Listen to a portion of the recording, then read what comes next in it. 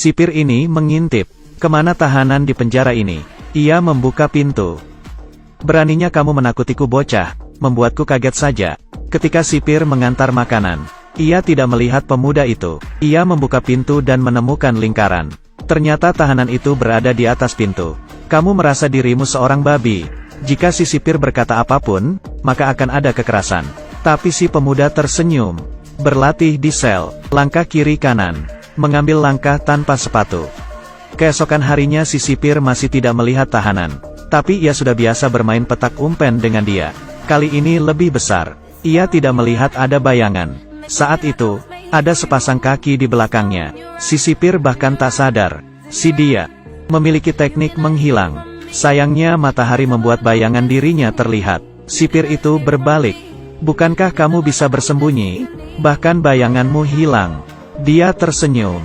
Menggambar mata ketiga di telapak tangan. Mulai berlatih berjalan. Akhirnya ia bisa melakukannya. Hari ini si sipir mengantar makanan lagi. Melihat tidak ada orang di sel ia pun murka. Kamu tidak lelah bermain. Kamu akan muncul di belakang diriku. Tiba-tiba, si sipir terlambat bereaksi. Dipukul keluar oleh dia. Bahkan ia berani melawan polisi. Ketakutan. Sipir menutup pintu sel. Alasan dia di penjara. Aku harus mulai dari masa lalu. Dia pada saat itu, setiap hari menganggur, mengendarai mobil dan menempel selebaran. Hari ini ditaruh dan besoknya dicek. Selama selebaran itu masih ada, berarti di rumah itu tidak ada orang. Ia pun mengambil kawat kecil. Mengutak-atik, pintu terbuka. Tapi dia bukan mencuri, tapi datang untuk beberapa hari. Ia menggunakan sikat gigi si pemilik rumah, memakai baju, memakan makanan, dan kemudian berfoto. Tapi dia memiliki tujuan, membetulkan barang di rumah. Baju juga dicuci. Ia hidup bahagia, melihat selebaran tidak hilang. Ia membobol pintu dan masuk. Rumah ini sangat besar, merasa seperti di rumah sendiri. Mencuci baju dan makan, bermain bola dan mandi. Ketika ia tertidur, astaga, menakuti dia. Ia pun membawa tasnya. Tapi melihat muka si wanita tadi, dia sangat sakit hati. Ia selalu dipukuli ayahnya. Jadi ia memutuskan kembali. Melihat si wanita menangis di bak mandi, dia memutar musik, membawakan wanita itu baju. Wanita itu merasa baikan. Mereka berdua bermain bola di ruang tamu. Suaminya kembali, melihat istrinya tidak menutup pintu. Ia menamparnya. Semua ini dilihat dia. Ia pun bermain golf di taman. Si suami yang mendengar suara, menelepon polisi.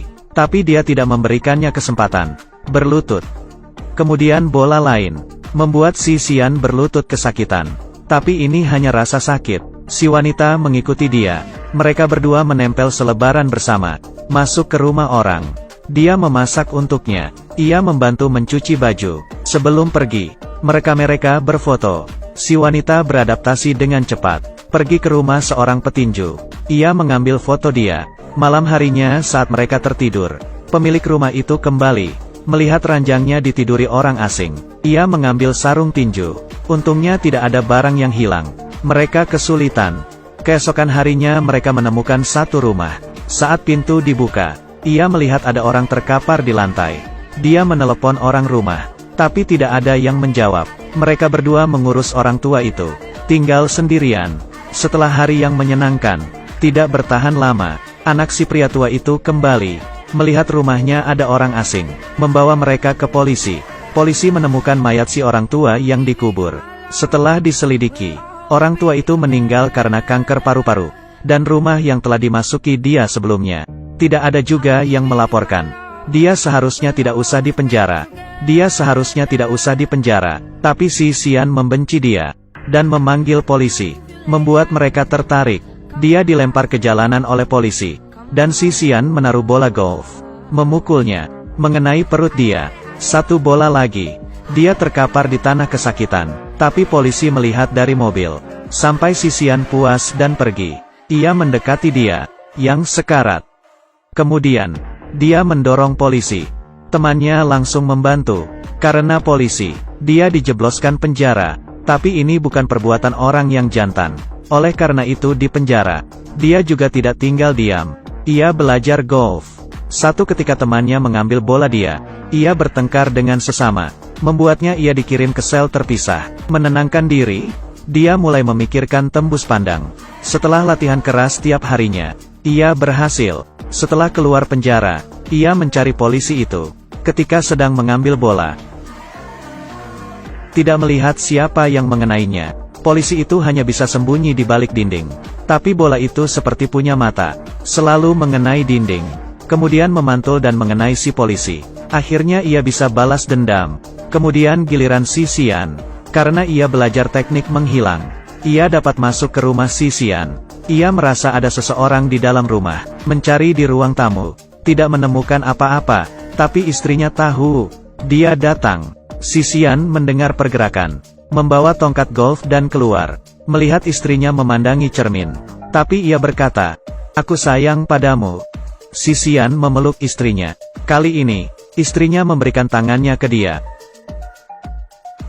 Astaga, ternyata teknik menghilang bisa digunakan seperti ini. Dia sudah mahir. Istrinya memberikan makanan ke si Xian. Ia memanfaatkan si Xian yang lengah. Si Xian merasa ada yang tidak beres. Sepertinya tidak ada orang.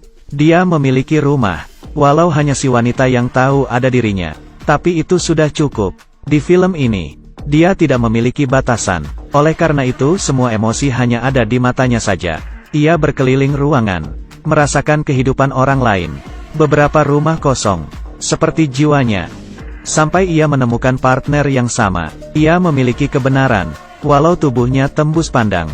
Tapi cinta membuatnya tetap di sana.